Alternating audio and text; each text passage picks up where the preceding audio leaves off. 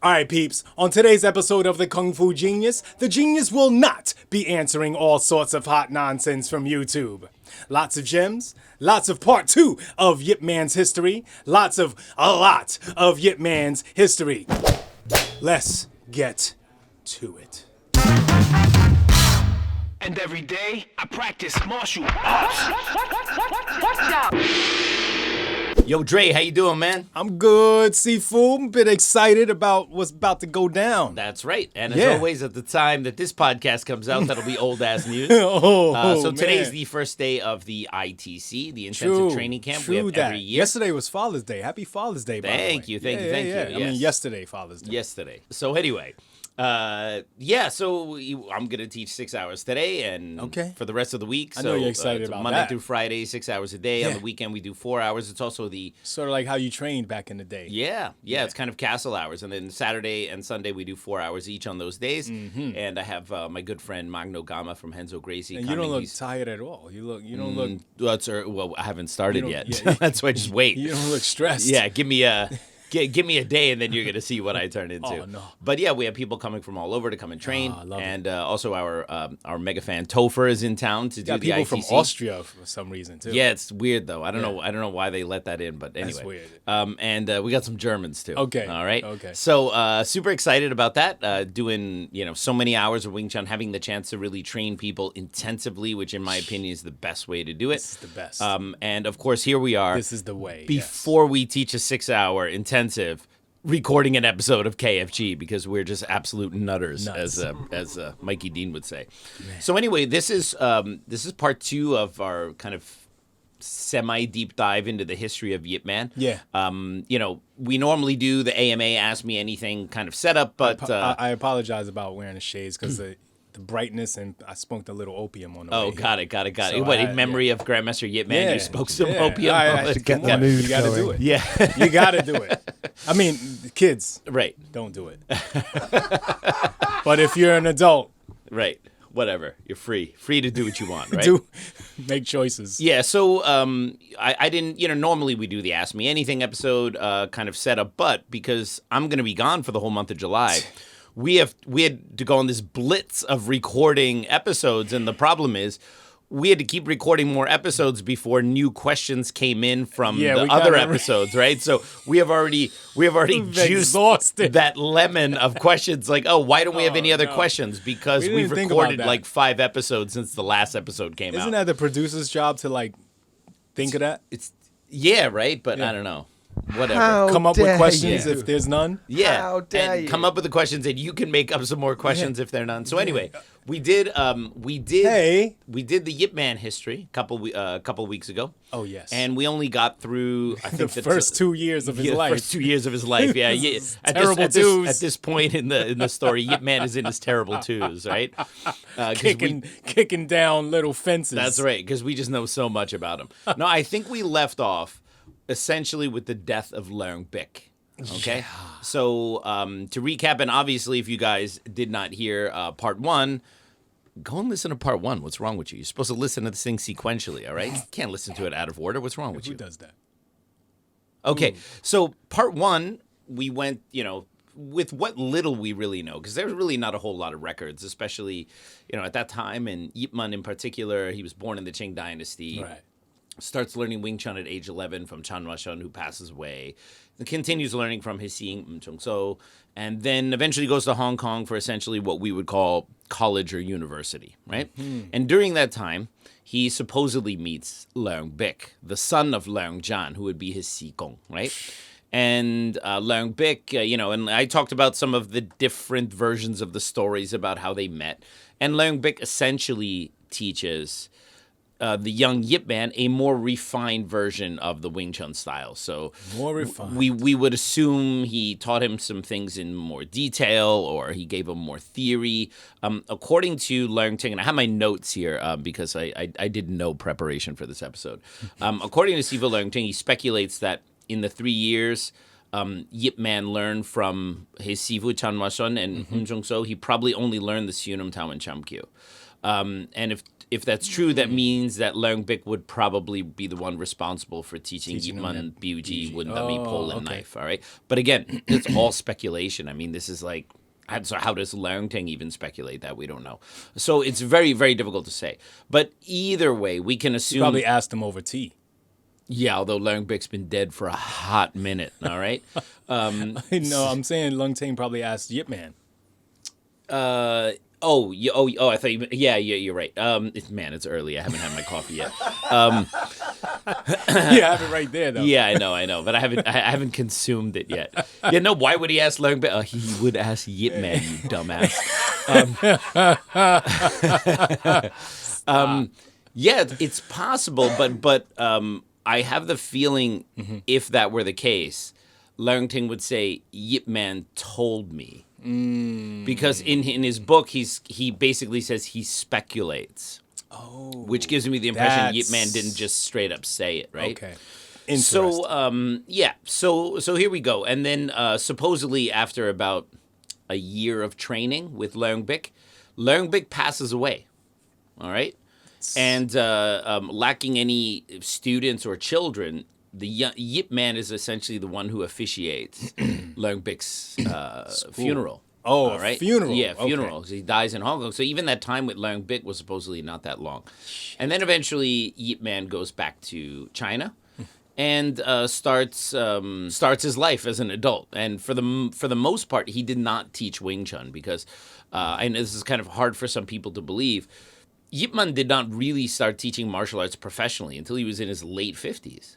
Because, as I mentioned in the first part of the podcast, he came from a wealthy family. I mean, look, his family owned real estate in Fatsan, and they owned businesses, including owning businesses in Hong Kong. You have to imagine, in Qing Dynasty China, Yip Man's family that lived in Fatsan also had businesses in Hong Kong in the 1800s, okay? So we're really talking about, he really came from a very wealthy, well-to-do family. Kind of weird because I didn't have to start driving until later in my life because I'm so wealthy I can ride the MTA. Oh, got it, Yeah. got it. So So it's you're a drawing cool parallels Yeah. to yourself and Yipman. Yipman who didn't teach Wing Chun Right. until He his didn't late have to. 50s, and you who didn't drive a car until his didn't late have to. 50s. Yeah. Right, yeah. To be fair, if you see Dre from the back, he does kind of look like... Yeah, he does. As we mentioned before, the silhouette, Dre's silhouette, you know, if you cast light on Dre against a wall, It's another parallel, he is Yip Man. The nose, his shape of the head, everything. All right. Who knows? Maybe you are the I could play the shadow reincarnation. of Yip Man. Yeah. You could play the shadow of shadow. Yip Man. Yeah, when I finally get around to doing my documentary, Right. anytime we gonna get Reenactment. actors a reenactment, right? We will never show Yip Man. We will only show his shadow, right? Yeah. And people be like, "Whoa, did you CGI that perfect shadow of Yip Man?" No, that's just Dre. making it sound like a true crime documentary. Yes. So anyway, Yip Man goes back to Fatsan, and there are a number of different accounts in terms of like what did Yip Man do in this time, because it's pretty shoddy storytelling when you listen to how most of the Wing Chun sifus tell the story of Yip Man. Because they basically go, he started learning Wing Chun when he was 11 from Chan Ma Shun, and then he went to Hong Kong and he learned from Leung Bik, and then in 1949 he started teaching Wing Chun. Yeah. And then you go, Yeah. Hey. there's What's happening? 30-something years of a gap between when he finishes learning from Leung Bik and then starts teaching in Hong Kong, and this gap is what we know very, very He's little probably about. in a coma, like your man Steven Seagal in that movie. Oh, man, you're What really movie is stretching this? for the parallels. Yeah. Man, if you were in a coma in 1912, I don't think you're popping out of it so easily, No, right? they're not keeping you alive. They didn't know how to keep you alive back then. They gave you smelling salts, and if you died, they just kicked you out. Nah. So anyway, we have like some political turmoil going on in China. We see the ousting of the Qing dynasty in 1912, and then we have Sun Yat-sen and the Republic and all these kind of things coming in. And Yip Man is in China, supposedly. Among his many jobs, he was a police officer. All right. Insane. Now, I have heard. All right, and I heard this from Sifu Leung Ting, and I can neither confirm nor deny. But basically, you have to think he was like from a well-to-do family. So why would he be a police officer, right? But apparently his job with the police was super cushy. Do you know his job chilling. was supposedly to make sure that the prostitutes had paid taxes on what they earned. All right. So it's not like Man, no, that's tough. That's tough. Wait, do you know from experience? I'm just saying. Collecting Just thinking about fees it. from prostitutes is tough. Do you know Collecting this fees from experience? I mean, is he collecting them right after they finish a job? Like, Yeah. is Does, he, does, he he, right does he there? give them the tip? No, Yeah. I would assume there's some kind of ledger. Okay. And he's, because, they have to pay taxes. It was a legal profession at that time, I right? see. So, yeah. So, but see. that's just one of many stories that I heard, right? I see But clearly. either way, it seemed that whatever his job was with the police or whatever, we're not talking about Yip Man, street cop. We're not talking about Yip, like the Sherlock Yip. You know what I mean? Like, yeah, we're not talking about him like, regularly busting criminals and stuff like that. It seems that whatever his job was with the police, it was relatively cushy, and he didn't really have, he wasn't like in harm's way for the most part, right?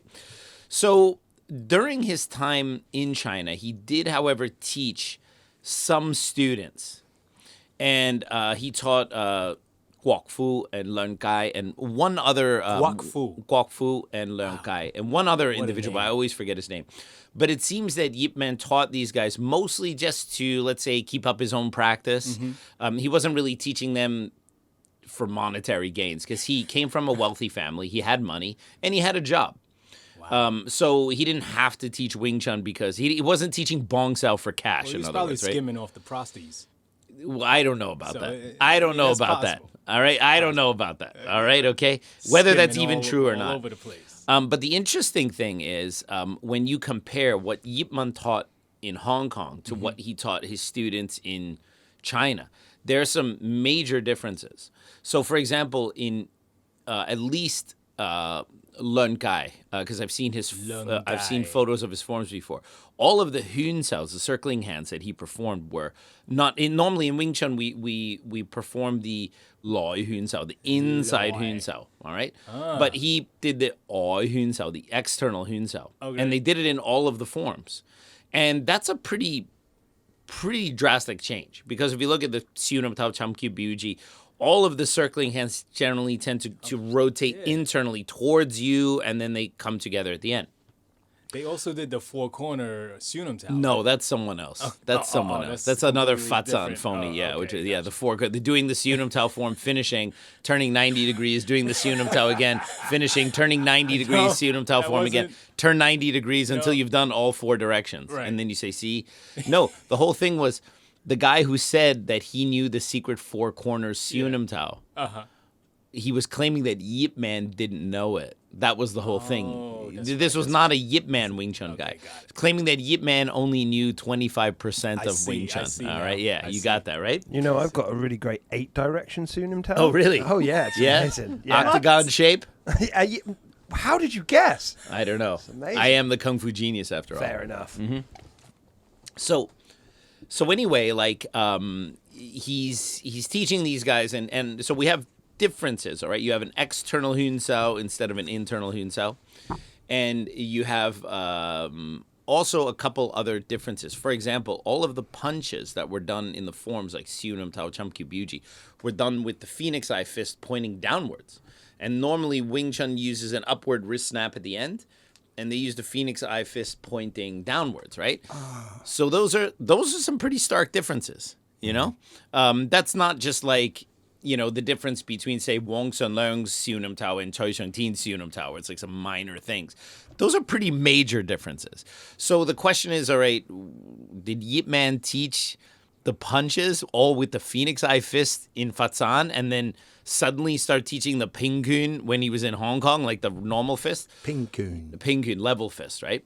And, or did he once teach the external Hun Sao, but then when he got to Hong Kong, he was like, yo, screw that, I'm going to teach an internal Hun Sao? Like, so what's the deal there, right?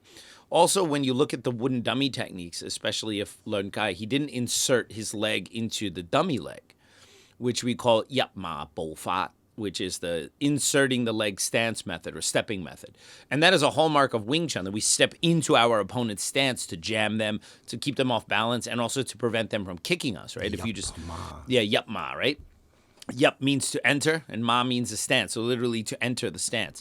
And if you do that, like you see, you can unbalance your opponent, jam their kicks, all sorts of things. And when you look at Lun Kai's wooden dummy form, it has no stance insertion in any of the sets. So yeah, you go like, all right, so what's going on there? Now we flash forward a few more years, 1949, the communists take over China. Yip Man is a member of the Kuomintang Party. All right. Something which is famously left out of all the IP Men movies, because these movies have to be made from mainland China, right? So Yip Man is always, driven out of China because of the Japanese or something like that, right? And when in reality it was the Communist Party, and as a Kuomintang member, he was essentially out blacklisted, and he had to leave like suddenly in the middle of the night with nothing but the shirt on his back. And he escaped China, he escaped Fatsan, and he went to Macau first. And hung out in Macau for a minute, and then from Macau, which was a Portuguese colony, some casinos, right? Yeah, decided, hey, I just escaped the. It's like in America, they say when a football player wins the Super Bowl, they say, what are you gonna do now? He says, I'm gonna go to Disney World, and it's like, Yip Man, you just escaped the communists. What are you gonna do? I'm gonna go gamble at a casino in Macau, right? So. Yeah, no, I'm not sure. I don't know how much gambling was going on then. At that time, Yipman was broke and penniless, and I also don't even know. In some back rooms. Maybe. I don't even know what the state of Macau was at that time in terms of like the gambling and the casinos, or if that came later or whatever. But he eventually then makes his way to Hong Kong, and he's essentially penniless, right? He grew up rich, he had money, he had means, and now at the ripe old age of 57, 58, he's, for the first time in his life, he's broke. He's got no money. And he's in Hong Kong with really no marketable skills, because his job for the police was most likely just some kind of cushy BS job that he had for fun so he wouldn't get bored. And he essentially lived the life of a pretty well-to-do rich person. And now, at that advanced age, what marketable skills does Yip Man have to earn money in post-World War II Hong Kong, which was already totally depressed? But there were prostitutes. Maybe. Yeah, he could start collecting again, right? But, maybe, he could find something, but now he has got no wealth, right? Yeah. So one of the stories I heard is that he even started, like, doing menial labor, like he was sweeping at a temple, like essentially working like a janitor at Wong Dyson, which is a very famous temple in Hong Kong. Yeah, it's on the Kowloon side. It's very beautiful, and for big events, big Chinese festivals and Chinese holidays, people always go there and offer incense and stuff. It's a very beautiful temple, and there's a mall there, of course, because everything in Hong Kong is a mall now. So you go to Wong Dyson either to go to the temple or go to the mall that's across the street. But back then, supposedly he was sweeping at Wong Dyson, and his one of his friends from Fatsan, who also escaped and came to Hong Kong by the name Lei Man, saw Yip Man sweeping at the temple and was like, knew who Yip Man was from the days of Fatsan. What are you doing here? And was like, hey, what are you doing? You shouldn't do this. Like, this is kind of beneath you. So you're a famous Kung Fu master. Why don't you teach Kung Fu at the Restaurant Union, which he at that time was the president of, right? Yeah, Lei Man was the president of the Restaurant Union. The Restaurant Workers Union, and they had a premises, a location there, like a meeting room. And he says, you can teach at that meeting room, and maybe the people from the Restaurant Union will want to learn Wing Chun from you. So you already have like some people there who could potentially be your students, right? What did Lei Man before in China? I don't know what he did before, but he was, I believe, the chairman of the Restaurant Union at that time, and he knew Yip Man, knew who Yip Man was. So the interesting thing is, if not for Lei Man seeing Yip Man supposedly at Wong Dyson Temple sweeping, the entire history of martial arts would have been altered. Because think about it. If Yip Man had never taught Wing Chun, there would be no Bruce Lee. And in my estimation, it would also be UFC, mixed martial arts, or at least that stuff would still be another 20 years before it comes. So because again, like Bruce Lee was so instrumental in the martial arts scene taking off to what it has to set the stage for the current martial arts generation and mixed martial arts and all those things. And it's always like these weird moments in history that are balanced like on a pin of one random thing happening.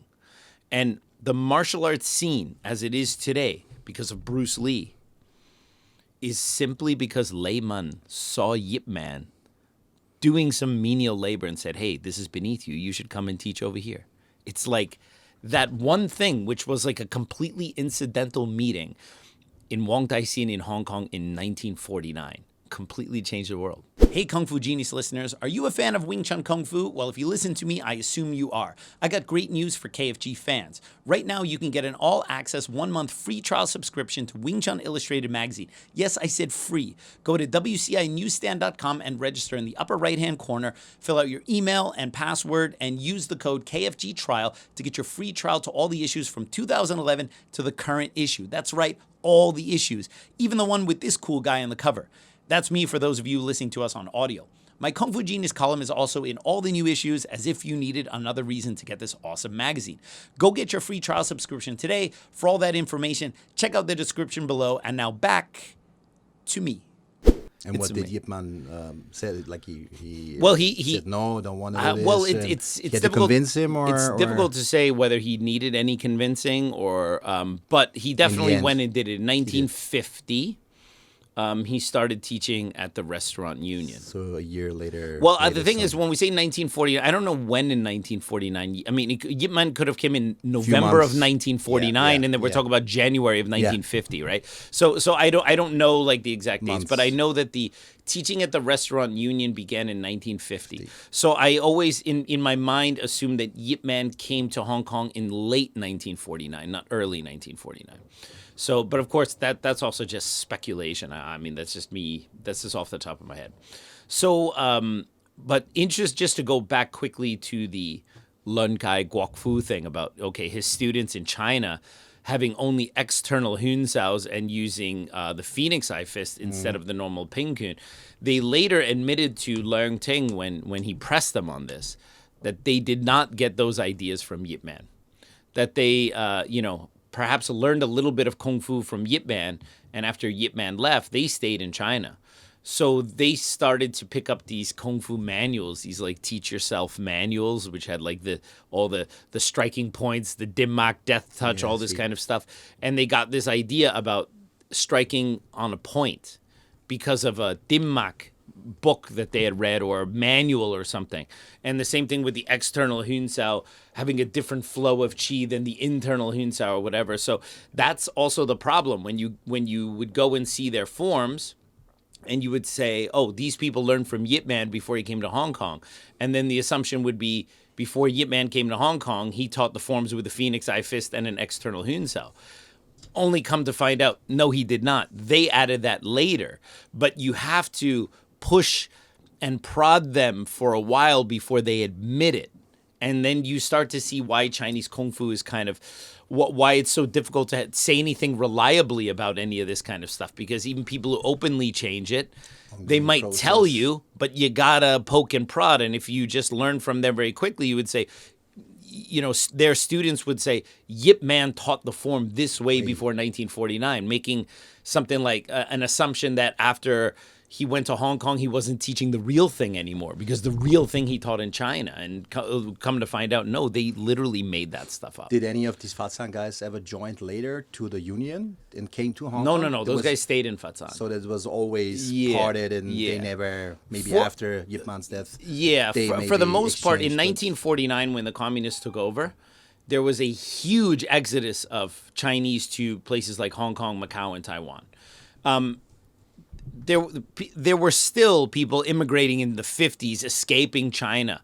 But for the most part, at that time, if you didn't leave in 1949, you kind of stayed. Late. You kind of stayed because then escaping China became a real dangerous proposition because they are watching for you, and if they catch you, it's like people who try to escape Cuba or DDR, you know, or whatever. Yeah, it's like if they catch you trying to escape, the rest of your life's going to be a living hell. So that's why most likely they stayed. They stayed in China for sure. So Yip Man starts teaching in the restaurant union, and this is essentially the beginning of Wing Chun in Hong Kong. His first student. Now, there's a little bit of debate, and I know when I say this, people get really kind of pissy because Leung Seung is essentially. It's understood that he's the first student, all right, of Yip Man, right? And Wing Chun people and martial arts people, let's just say Chinese Kung Fu people, are so big on these things. Who the first student is, who the second student is, who the third student, who is the Dai Sihing, who's the Yi Sihing, who's the Sam Sihing, you know, like all of this is such a big deal. And when you actually teach martial arts, all right, you realize that the first person who started at your school, this doesn't mean shit. Yes. Okay? It doesn't mean just because someone started first doesn't automatically make them better than anyone who started a week later or started a year later. Especially when we talk about Kung Fu, which is your achievement through your effort and hard work. It's like in theory, if student A joins first and puts in the time and work, and student B joins second and puts in the time and work. The same time and work. Student A is supposed to be better because they've been there longer. Yeah. But that is purely in theory. Yeah. I mean, even in my own school, like the people we consider the Dai Siheng, which would most likely be Wei Leung in Connecticut, all right? In terms of like, we call them the Dai Siheng because he's like the eldest Kung Fu brother of all my students. Because he's the active one. Because there were actually students who started before him, but they're not active anymore. So do I now need to go way back to my first lesson I taught in New York City or in Connecticut to find someone whom I haven't seen for 20 years and go, this is the Dai Sihing, and now does that person have a special more distinction at City Wing Chun? Yeah. Are they more important than the people who've come in and put the time and still teach and are here now? Absolutely not, right? And then there's time and talent, and age and talent, talent, age, and all these kind of things, right? So this Chinese idea, this extremely patriarchal construct, that the person who started first somehow automatically deserves all of this unearned reverence is weird. Now, I'm not saying that about Leung Seung. Okay? Because Leung Seung obviously was someone who trained with Grandmaster Yip Man, worked really hard, became an instructor, and he's one of the pillars of Wing Chun Kung Fu in Hong Kong, right? Because he's like has many students and grand students, and obviously Leung Ting at one point learned from Leung Seung.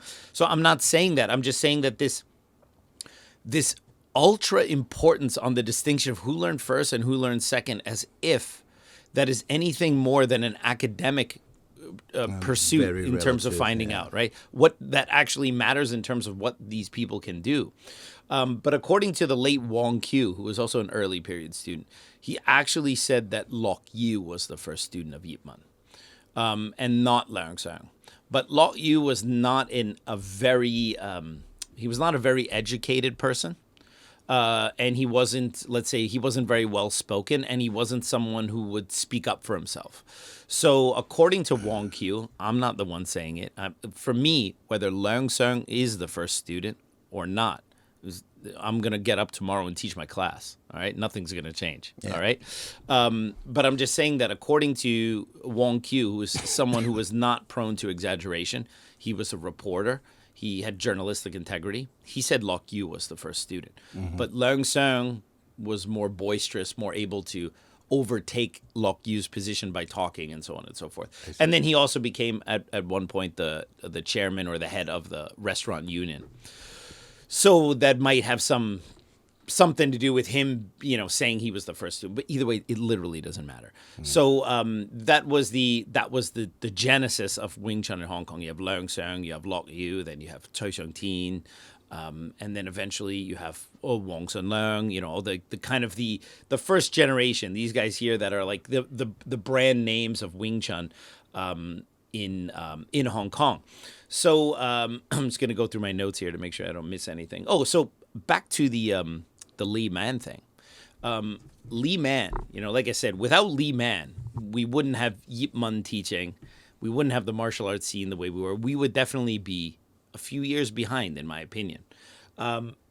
Lee Man is buried very close to Yip Man. He's buried like you from Yip Man's grave. You can see Lee Man's grave. It's on the side. Now, of course, Yip Man has this beautiful large grave in Hong Kong, right? So it's like a huge plot there. I don't know if you've been there. Yeah, it's this beautiful plot and everything like that. And Lee Man had this very, very tiny grave. And the first few times I went, I didn't go to Yip Man's grave until relatively late. I had been to Hong Kong numerous times, but I never went to Yip Man's grave because it's a little bit out of the way. It's up there in Fan Lang. Yep. And I have to admit, the first person to take me to Yip Man's grave was Sifu Sergio. He actually took me there. He asked me if I had gone. I said, "Oh no, I never had any time." And he said, "Okay, I'll take you." And he took me there. And then I saw Lee Man's grave next to Yip Man, and it was old and decrepit. It was falling apart. Yeah, of course. You know, and it was like no one came. Like everyone comes, they take care of Yip Man's grave, and Lee Man, who's essentially the guy that he's the wire puller, right? That started this whole thing. Without him, we would not have this, right? And he had like his grave was kind of smashed a little bit, not from vandalism, but just from time and weather and elements, right? Yes. And every time I brought my students to go to visit Yip Man's grave, I always brought them to Lee Man to pay respect, and I always told them the same story. If you respect Yip Man and Wing Chun, you have to respect Lee Man because he was the one who convinced Yip Man to teach, right? Nice. So we would always go there and stop. Now I'm very happy to announce, because some people may not know this, that the Wing Chun Athletic Association actually went and refurbished Lee Man's grave. So the last time I was in Hong Kong would have been August of 2019. I went there with a German friend of mine, Mark Oberdorfer, who lives in Hong Kong. He's a filmmaker. He's helping me with he's the one who shot all the footage of Chen Chi Man. He wanted to go to Yip Man's grave to shoot some footage. And I was like, sure, I'll take you there. All right. So I took him there. And there had been a storm a few weeks before. It was very, you know how difficult it is to get to Yip Man's grave. One, there's mosquitoes up the yin yang. You got to go up these stairs. Yeah. It's very humid. It's a bit of a slog to get up there. The jungle. But yeah, it's like going through the jungle. It's very thick, and you have all mosquitoes like nonstop. But there had been some kind of storm. There were huge trees that had fallen along that path. So it's hard enough to get up there. We had to literally climb over trees, right? And I was like, I felt, because it's an old cemetery, and I felt like, oh, this is terrible that it's like this. Of course, I didn't suspect that we would be in a global pandemic, because I had decided the next year I was going to bring my students to Hong Kong, because I bring my students to Hong Kong every year. And I said, if this is still like this, I want to bring my students. We can clean up the path a little bit, because it was so bad. And then when I went up there in August of 2019, I took Mark, shot a bunch of footage of Yip Man's grave. I said, you also need to shoot Lee Man because he's the whole reason why this is here. And the Wing Chun Athletic Association had actually refurbished his grave. They gave him it's brand new headstone, and there's an inscription there which kind of tells who he is and why he's important. And that actually made me really happy. I feel, it's 50 years too late, but I'm happy. I'm happy that they did it. Right? Yeah, and for once, for the whatever fees we've ever given the Wing Chun Athletic Association over the years, they finally did something with it worthwhile.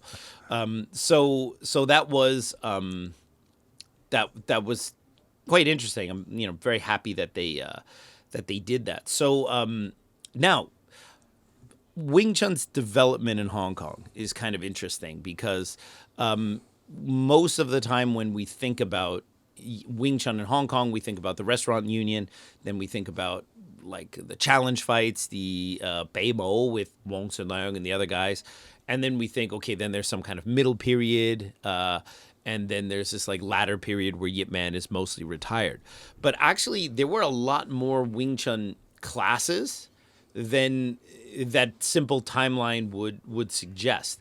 In addition to the restaurant union, which is on the Kowloon side, it was in Somsoipo, they also opened a class on the Hong Kong Island side, which I didn't know. Now, when they say they open a class, it's not like big school. It's not like a big school. It's like they teach out of a location or a shared spot or whatever, right?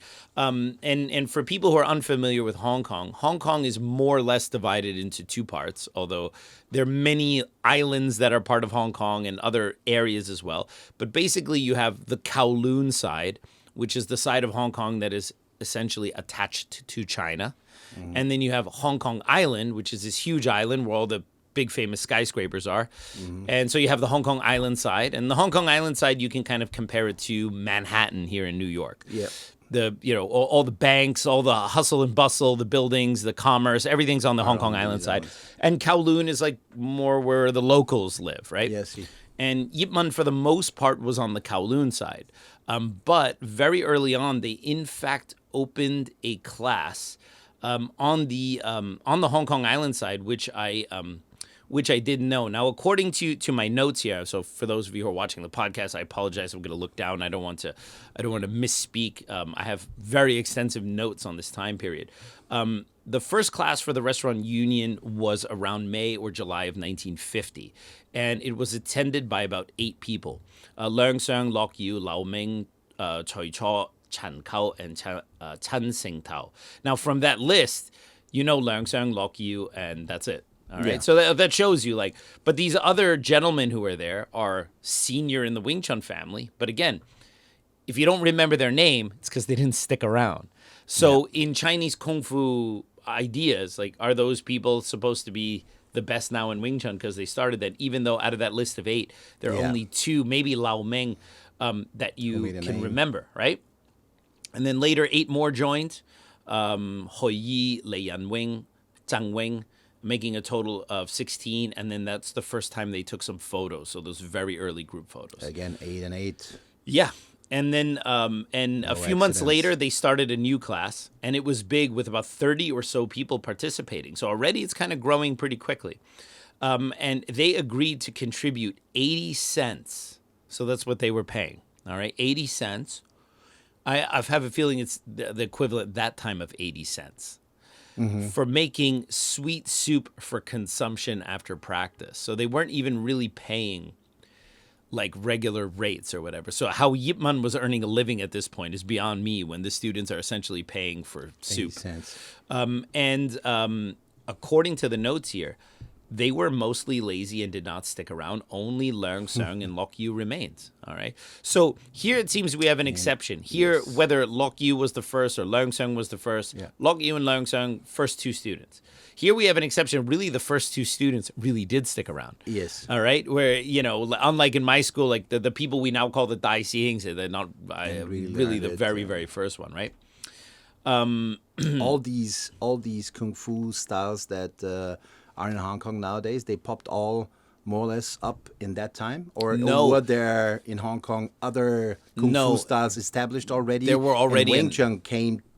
Yeah, Wing Chun was a little late to the party, right? Because before Yip Man came, you really did not have Wing Chun in Hong Kong. All right, supposedly maybe there was a Yun Kei San guy or 2 in Hong Kong, but they were, as we would say, relatively low profile. All right, then you had the Siu Lam Wing Chun. All right, which is the Eternal Spring. But that style is not exactly Wing Chun. All right, so you didn't really have Wing Chun, the praise or chant spring style, until Yip Man. What was the most common kung fu style at that time? So I don't know what the exact breakdown was, but if we're looking at 1949, then you have Hong Ga as being a relatively dominant style through the Lam Zhou family. All right. Lam Zhou was the adopted nephew or adopted son of Lam Sai Wing, all right, who was the most famous student of Wong Fei Hong. So, and Lam Sai Wing, I think, died in 1942. He actually came to Hong Kong And Lam Sai Wing died in 1942, but which was the time of the Japanese occupation, I believe. He didn't die because of the Second World War. He just happened to die at that time. And then Lam Zhou basically took over. And so you already had a very well established, very orthodox branch of Hongkun in Hong Kong, because Lam Zhou had already been teaching years before Lam Sai Wing passed away. Because in fact, Lam Zhou taught at Lam Sai Wing's school, and so that was already, I think, even in the 20s and 30s. So you already have Hongkun as like a very established dominant style. I believe Choi Lei Fut was already relatively established in Hong Kong, and other Hakka forms of martial arts would have already been established. You would have had Jiao Ga Tong Long, the Chow family praying mantis, and Chiu Ga Tong Long, the Chiu family ones, which is basically they're the same style, but there was a split. And White Eyebrow, and then the Jing Wu Academy, Jing Mo, from Shanghai, was already established in Hong Kong, I believe, at that time. So you would have had Northern Praying Mantis and you would have had Eagle Claw in Hong Kong already. So the Chinese martial arts scene was already relatively stacked by the time Yip Man came, although most Chinese martial arts schools didn't really teach like super professionally and openly. So even though there were a lot of established schools, that doesn't mean like, it's not like, you know, driving through town Big now and you see a karate school and a taekwondo school and an MMA school with big signs, but they were around. So Yip Man was kind of a Johnny-come-lately in terms of the martial arts scene, right? In 1951, Li Man basically resigns. He takes a job at the Nanhoi Clan Association, so he's no longer at the restaurant union. And Choi Shung-tin took over for Li Man, and that's how he became interested in Wing Chun. So Choi Shung-tin took over Li Man's position at the restaurant union, and then that's how then he was introduced into Wing Chun. So they opened a third class, and this was in Seongwan. All right, so that's the Hong Kong Island side. So I had no idea that there was like because in like my mind's eye before I had done all this research years ago, I just always thought Wing Chun was always until it became really big, like Yip Man's time, was always on the Kowloon side. But in 1951, so already a year later, they already opened a class in Seongwan, which is actually where Chris Collins has his school, which is over on the Hong Kong Island side, at the Kung On branch office. Now, that was a branch office of the restaurant union. So they had a Hong Kong Island branch for the restaurant union, and then they opened a class over there. So it's still under the banner of the restaurant union, but now they're expanding to the other side, right? So this was also the time when challenge fights with other Kung Fu styles slowly started. And this is still before Wong Sun Leung's time. So the challenge fights didn't necessarily start with Wong Sun Leung, but there was already some little bit of back and forth between things going on. Yeah, some things going on because, you know, it was a different time period. And Wing Chun, you have to imagine, was the new kid on the block. And here you have all of these very established Southern martial arts that have very impressive forms, and you know, even in Hong Kong, you could shout and the movements look good, and then you have this weird looking style called Wing Chun, where you're kind of standing pigeon-toed in place, moving your arms slowly, but when they fight like super aggressively, right? Mm-hmm. And so that you can imagine was kind of like a weird thing for people to see. These roof fights, is it really that the most of them, this challenge fight, happen to be on a roof, or? Yes, but there's a very practical reason for that, right? Like when we look back on it, we like fantasize about these legendary rooftop fight scenes and fights and challenges, right? And the reason was quite practical. Obviously, you've been to Hong Kong before. You know, even in the 50s. I mean, obviously, if you compare Hong Kong from the 50s to now, the buildings are much taller and it's a lot tighter now. But even back then, space in Hong Kong was pretty tight. And the buildings were very tall to accommodate such a large population, especially after the influx of mainland Chinese into Hong Kong after the Second World War. So you have tenements and you're building high up buildings. The problem was that if you got caught fighting on the street, you'd get in trouble. Yeah, of course. So that would kind of rule out fighting in the park. That would rule out fighting behind a building or anywhere that's kind of semi-public. And then But- what I mean in school, because is it your school? Is it my school? Exactly, right? And then there's liabilities there and so on, right? But old Hong Kong buildings, they all have flat roofs. So you can, going onto the roof of a building is basically the only place where you can have a fight in private. That's the reason why they had them there. So there wasn't any, and of course nowadays you think of, there's something very kind of romantic and cool about going onto a rooftop, and your school is there and their school is there, and then they're cheering you on and you fight on this rooftop and all this kind of stuff. Yeah. When the real reason for was simply practical, right? Like you couldn't do it anywhere else without getting in trouble. And then, so we look at the years after 1951 to 1953, they opened a fourth class at the Hua Ying restaurant. So again, these aren't commercial locations. They're like teaching in the back of a restaurant or something. And that was on Stanley Street in Central. So we now have a second class location on the Hong Kong Island side. All right. So if you think about it, from there being no Wing Chun, and now we're talking 1953, so 3 years later. Exploding. You have a class on the Kowloon side and a couple classes on the Kowloon side and a couple classes on the Hong Kong Island side, right? This is something special for that time, right? There was not exactly the way things grew back then. Now, again, you have to get out of your mind that it's a professional school with enrollment and a syllabus and a uniform and all this kind of stuff. These are informal meetings and classes, but for better or worse, these are now happening in multiple locations, right? And then a fifth class was supposedly open on the roof of a building. So now they're not only fighting on rooftops, they're also teaching on rooftops. And this is near Bridges Street, which is near Man Mo Temple. I don't know if you ever saw Man Mo Temple. Man Mo Temple is, I just say Man Mo in Chinese, it's a temple with a Chinese accent. Man Mo Temple Manmo.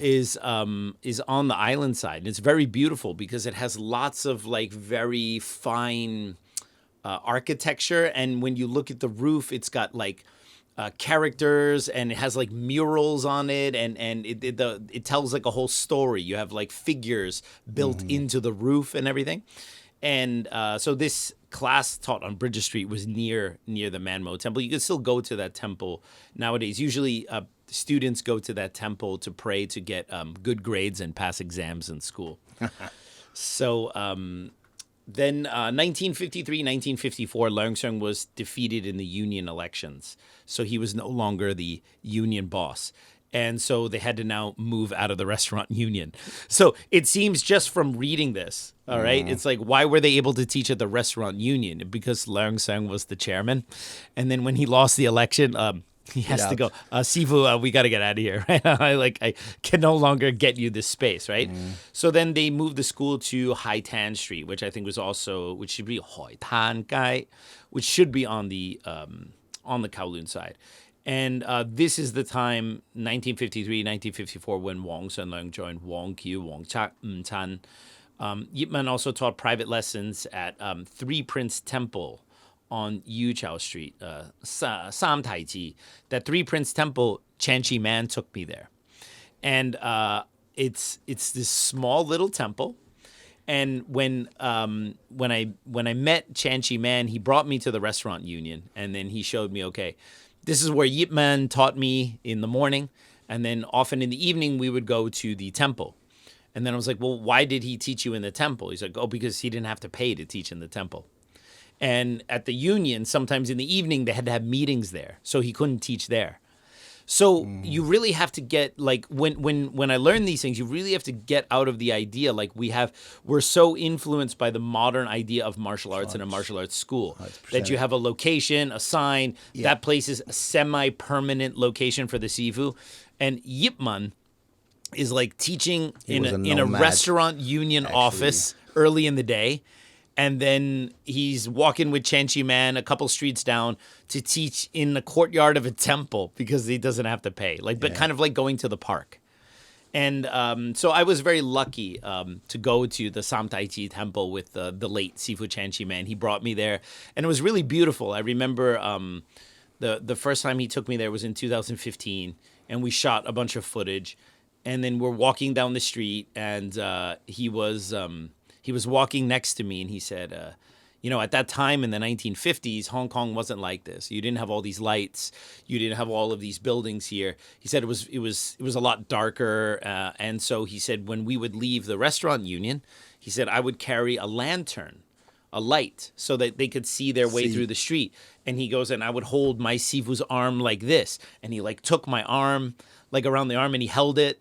And he held the lantern and walked, and he was like kind of showing me how he did it, and I just remember like, it was such a sweet moment because he grabbed my arm the same way, and he was showing me how he walked down the street with Yip Man, and then he brought me to the Samtaiji temple, and we were like, and he was showing me, he's like, yeah, this is where Yip Man taught us, and he goes, this is I would stand here and I would do the Siu Nam Tao and the Cham Kyu, and then if it was raining we would go under there and we would do Chi Sao and all this kind of stuff. And then he was like explaining this stuff to me, and then he would explain, sometimes William Cheung would come and all these other guys, and he would mention all these names, and then and later when I went to his house, he had the photos of a lot of these old Sihings, and then he stood there and he looked and I was like, can you tell me a little bit about these guys? And the first thing he said, he turned and he looked at me, he says, they are all dead, right?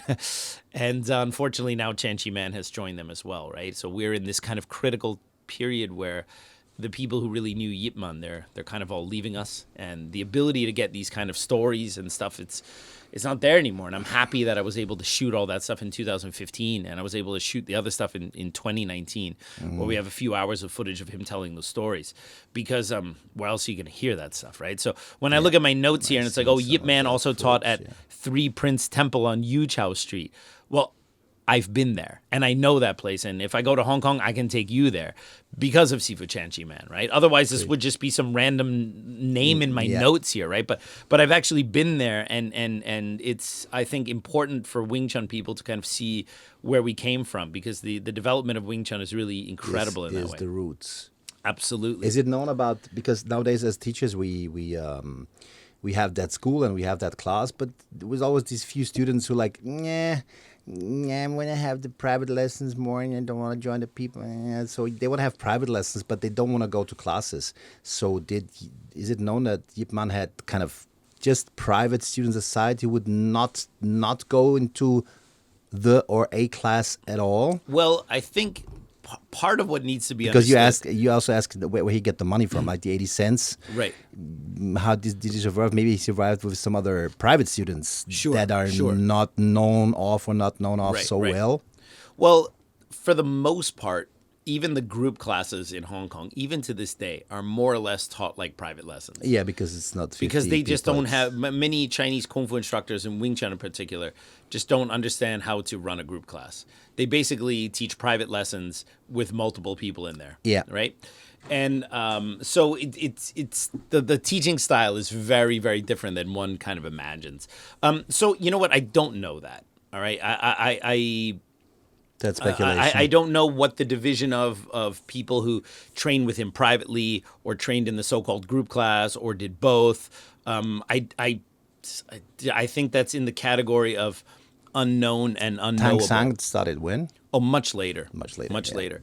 So Tang Sang, it's interesting, kind of jumping ahead a little bit, because even my former teacher, Leung Ting, one of the criticisms that people have is, Leung Ting was just a grand student of Yip Man or something like that, right? Mm-hmm. As if grand students never learned from their Si Gong or whatever, right? I mean, and there's always saying, Yip Man was not his Sifu, right? And I'm like, dude, Yip Man Sifu, Chan Washan, died after 2 or 3 years of him learning. All right, so you're gonna say like, the only person you can learn from is your Sifu, and then you got to look at Yip Man and go, he only learned from age 11 to 13, 14, and then his Sifu died, and so now we're using this theory. We have to say that's the most critical time of his teaching period, not continuing to learn from his Sihangs or learning from Leung Bik or actually going out there and practicing and get good at this stuff. We're now reducing it to there's only one person in the world who can teach you, and that person has to be your Sifu, right?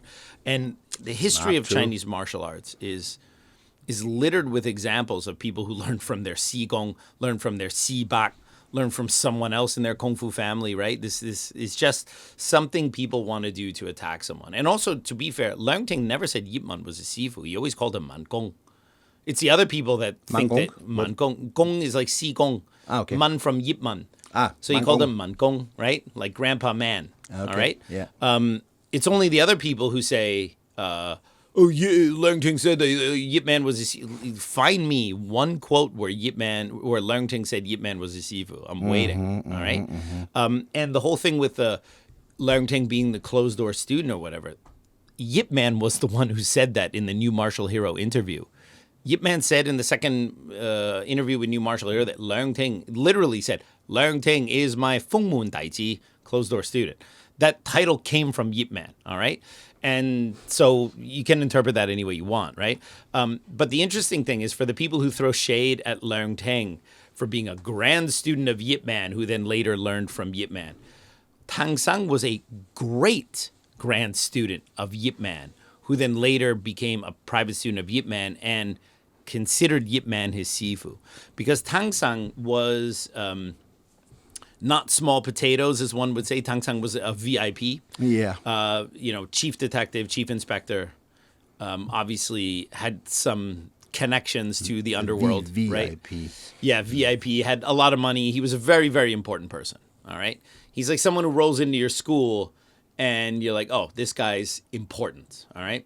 So there are reasons why Yip Man would have why Yip Man would have adopted him as a student, just in terms of the clout and having this person as your student, right? But actually, Tang Sang originally was a great grand student of Yip Man. So people who are like, oh, dude, you can't be a grand student and learn from your sifu. Hold my beer. You could be a great grand student and learn from Yip Man. Okay. Tang Sang was a student of Wang Ju. Wang Ju was a student of Leung Sang. All right. So Tang Sang was actually even one generation lower than Leung Ting in the Leung Sang family, and then became Yip Man's student. All right. Hey, Kung Fu Genius listeners, if you're looking for an easy way to support this podcast, please consider joining the Kung Fu Genius Patreon. You can support for as little as $5 a month and get access to episodes a few days early. Higher levels of support get additional goodies, exclusive content, and even your name in the description. The baller level of support will give you the opportunity to be a Dre for a day and give me a rest from this guy over here. A link for the Kung Fu Genius Patreon page is in the description below. You can also support us by subscribing to the Kung Fu Genius on YouTube, liking this video, and sharing it on your social media platforms. When you subscribe on YouTube, don't forget to hit that bell for notifications so you will know as soon as a new episode or a premiere is available for you to watch. For those of us who listen to us on audio, it's a huge help if you don't just rate the podcast, but also write a review wherever you listen to the Kung Fu Genius, such as Apple or Google Podcasts. I really appreciate it. And now back to me. Interestingly, a number of years ago, I had a conversation with Tangwa, Sunny Tang from the Moyat lineage. And Sunny Tang's an interesting character because he learned from, he's in the Moyat lineage, but he's a little bit different, in my opinion, than many of the other Moyat students because he learned from Moyat in Hong Kong, not from Moyat here in the States. So because I've met many Moyat students, obviously here in New York, we have a lot of them, and there seems to be a slightly different vibe between like the people who learn from Moyat or in the Moyat family here in the States compared to those who learned in Hong Kong. Mm-hmm. So Sunny Tang, I met him a few years ago when I was doing some research on Tang Sang because he knew Tang Sang. Mm-hmm. And he even told me that Tang Sang did an art class with Moyat together. They were learning like some calligraphy or art or something like that. And, and Sunny Tang told me he lived very close to Yip Man on Tung Choi Street. And he said he would sometimes go out to dim sum with Moyat and Yip Man. And he said in Yip Man's wallet, on the top part of his wallet, he had a photo of Tang Sang there. Because that's how, he goes, that's how powerful Tang Sang was. Yeah. Because Yip Man, who notoriously had a bit of an opium habit. Yeah.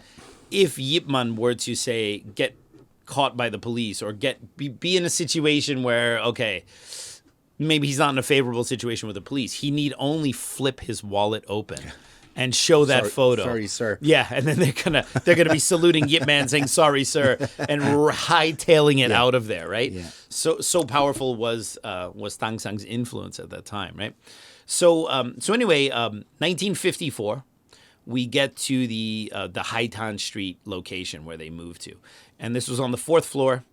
And Wong Sun Leung at that time came to test Wing Chun.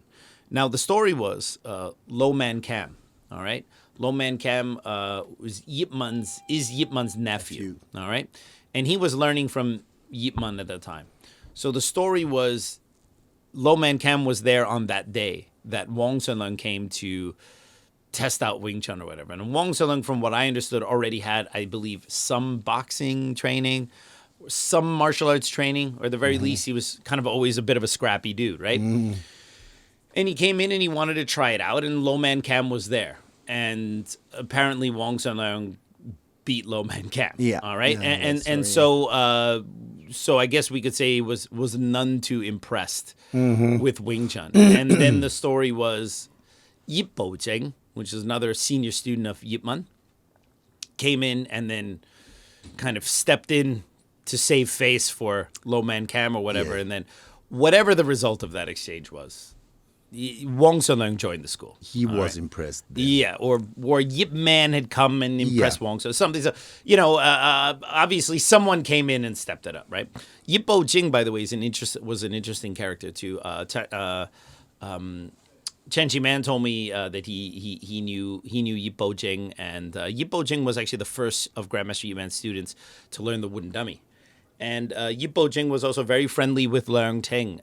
He was even there at Leung Ting's wedding, where Yip Man was at the wedding, and Yip Jing was there as well. Very, very senior, but it seems like he didn't really teach Wing Chun, and then I believe he died a very long time ago, like in the 70s. And it's unfortunate because there are a lot of these characters like Dang Sang, like Yip Jing, who seemed like they really learned something from the old man, but didn't pass it on, right? So you wonder how much. I mean, obviously they probably had jobs; they were doing something else. I mean, martial arts is not a vocation. Teaching martial arts is not a vocation for everyone. But it is unfortunate that there seem to be a number of Yip Man students who with knowledge, and that just died with them. So anyway. Later, Lei Kam Sing and William Cheung joined as well. All right. Famous William Cheung, right? So, funny story. William Cheung joins, and later my late friend Chan Chi Man joins because of William Cheung. And so probably this will be the last story I have time to get to today. So Chan Chi Man, he started learning Choi Lei Fut.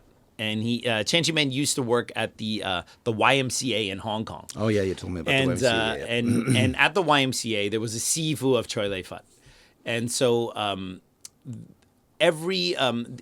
that time the YMCA was exclusively for the British, and that's why later they created what was called a Chinese YMCA. So you have to imagine in Hong Kong. The Chinese couldn't even go to the normal YMCA because that was for the British, right? Freaking horrible ass British people, right? Well, if there was a British at YMCA, the question I have is that, like, who would play the cop? And there's no Indian. No? I don't know if we're in the disco era yet. Right? Oh, that would explain it. Okay, fair enough. Yeah. So, but every Chen Chi Man told me that every winter, like for the holidays, the Brits would sometimes get a little drunk, and sometimes they would. They get drunk. Very sometimes rarely, they get drunk, as I right? heard, but and Chen Chi Man drunk. worked in the cafeteria, and he said that there were a couple incidents where some British guys got violent with the people working at YMCA, like actually hit people who were working there, and he saw that these guys were being really violent, and that's why he wanted to learn martial arts. So he found out that one of the Chinese guys who worked at the YMCA was a Choi Lei Fut sifu. So he started learning Choi Lei Fut, all right, which is this very dynamic style, cool forms, these very powerful punches, and was doing that. And then eventually, I believe William Cheung was like a friend or a classmate or someone that Chan Chi Man knew. And William Cheung had mentioned something about Wing Chun. And, Chan Chi Man is like, Wing Chun, never heard of her. And then he's like, well, I can show you a little bit, right? And then they go to some first meeting place. I'm going to assume it's some kind of rooftop. And in those days, sometimes it would be typical because Kung Fu was so exotic, even for Hong Kong standards back then. You're from the Choi Lei Fut style. I'm from the Wing Chun style. We are going to fight. But before we fight, I'm going to do one of my forms. You're going to do one of your forms. Oh. Because it acts kind of as a warm-up and kind of as a, you're trying to intimidate the other person a little bit, right? Of fight. So, Chen Chi Man busts out some, like, dope-ass Choi Lei Fut. Some cool-ass Choi Lei Fut form, right? Bah! And William Cheung sets the stance and starts doing the Siu Nam Tao form. And Chen Chi Man said when he saw this, he was like, what kind of sissy cult kung fu is this, right? And he told me that when William Cheung was doing the Tansel, that Chen Chi Man went and put a coin in his hand. Because it almost looks like you're begging for money, you're asking for money. Oh. And then like Chen Chi Man walked up and just put a coin in his hand, like a total diss. So really, Chen Chi Man had no idea what this Wing Chun style was about, right? And then, yes, and then after the ceremonial forms training, they have their match. And Chen Chi Man said, Chen Chi Man could move around a lot and he could hit. And he said, at first, William Cheung wasn't really going for it, right? So he felt like, he kind of got like some little hits in on him. And he's like, okay, right? And then he says, then William Cheung it's like he just turned it on. And this, and just steps in and just starts chain punching the living crap out of Chen Chi Man. Great. And then even hits him like with a po pie at the end and knocks him down, right? Yep, Pie. that's right, exactly. And I'm sure he said it that way too, with your Brooklyn accent. Yeah. And Chen Chi Man was beaten, but he still wasn't completely convinced. Because Still not no, you know what convinced. that happens sometimes to people. Like if people are very proud of their martial arts training, and they get beaten, oftentimes they think, the other guy was just lucky. Kind of like I slipped on a banana peel, I had that or I too. wasn't really super serious. As a matter of fact, you can actually see this happen time and time again when the Gracies started challenging styles in Los Angeles, because they, in let's say in the 80s, they were challenging karate guys, kempo guys, kung fu guys who didn't know anything about ground fighting. And of course, they're in there looking at these skinny Brazilian guys in this gi and going, I'm just going to knock this guy out, right?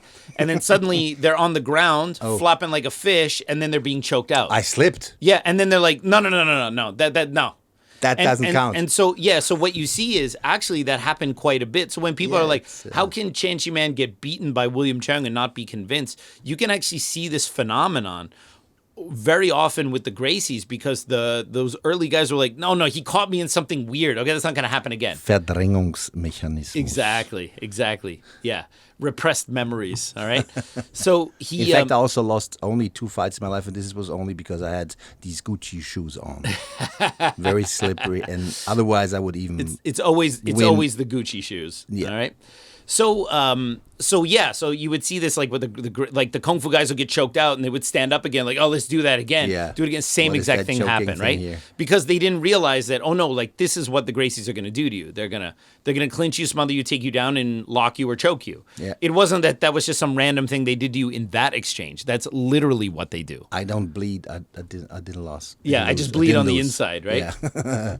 So Chen Chi Man wanted to have a second match with William Cheung to like really make sure, was this Okay, one real? more time. But this time he wanted to have it in private, because that first match, I guess there were some friends watching or something like that. And the coin thing. Yeah, and so they had a second match, and it was the same result. And then that was the moment when Chen Chi Man realized. Draw. Right, okay, yeah. All right, okay, now call it even, right? It's the Black Knight from... unentschieden. what's Yeah, it, yeah. the Holy Grail. It's like, it's a flesh wound. Exactly.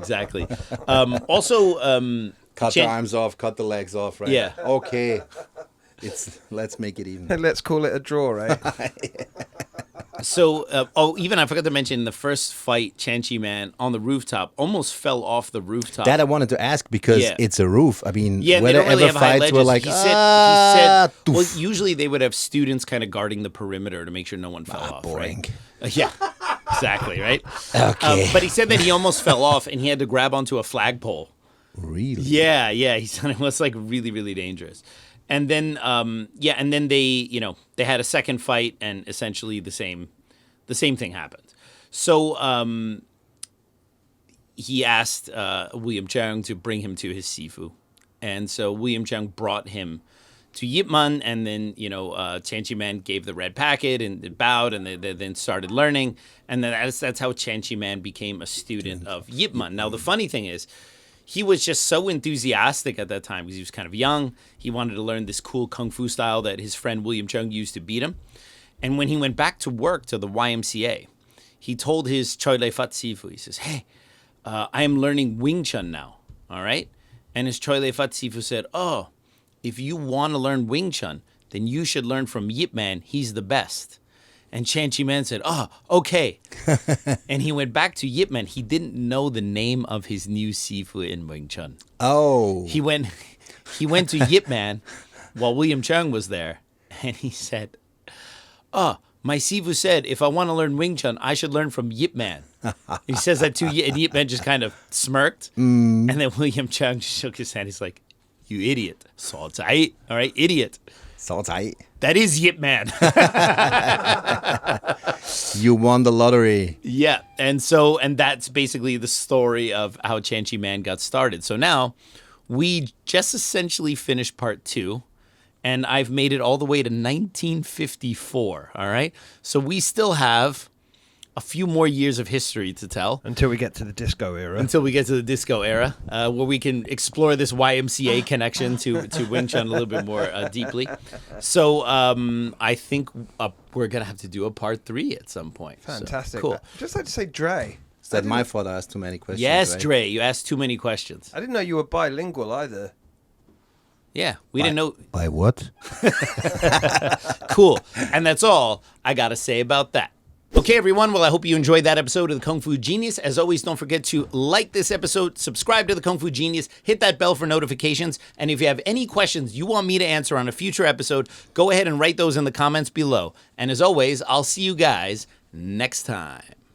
Word is I'm a kung fu genius.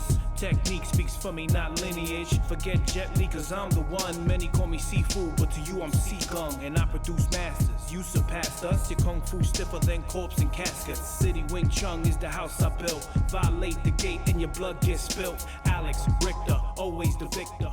All right, peeps. All right, peeps.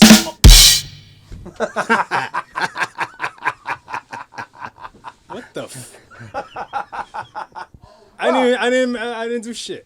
That's his mess up. All right, peeps. On today's episode of the Kung Fu Genius, the genius will be not answering all sorts of hot nonsense from YouTube. Lots of gems. Lots of the second part of Yip Man's history. Lots of Jesus, Dre.